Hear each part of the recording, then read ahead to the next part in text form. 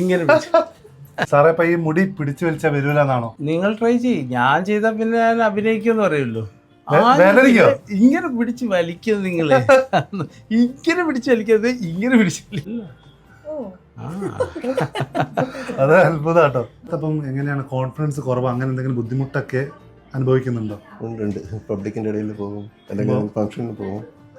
ഇത് വന്നപ്പം കോൺഫിഡൻസ് കൂടിയല്ലേ? അതെ, കൂടി. അപ്പം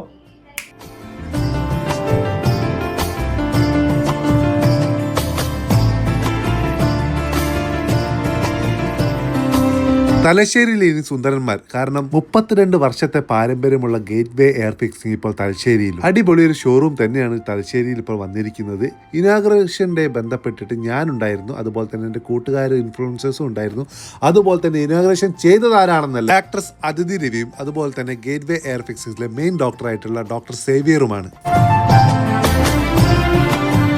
കഷണ്ടിയുള്ള ഒരുപാട് ആൾക്കാരുടെ എയർ ഫിക്സ് ചെയ്തിട്ട് അവിടെ തന്നെ വലിച്ചു കാണിച്ചു. ഒരു കാരണവശാലും ഇത് ഇളകി പോകുന്നുള്ള പേടിക്കേണ്ടെന്നുള്ള ലൈവായിട്ടുള്ള ഒരു തെളിയിക്കലായിരുന്നു അത്. ഗേറ്റ് വേ എയർ ഫിക്സിംഗിൽ ഇപ്പോൾ തന്നെ ഏകദേശം 1 മില്യണിലധികം കസ്റ്റമേഴ്സ് ഉണ്ട്. ഗേറ്റ് വേ എയർ ഫിക്സിംഗിന്റെ പുതിയ ഷോറൂം വന്നിരിക്കുന്നത് തലശ്ശേരി ലിബർട്ടി തിയേറ്ററിന് മുന്നിൽ ഷരാര പ്ലാസയിലാണ്.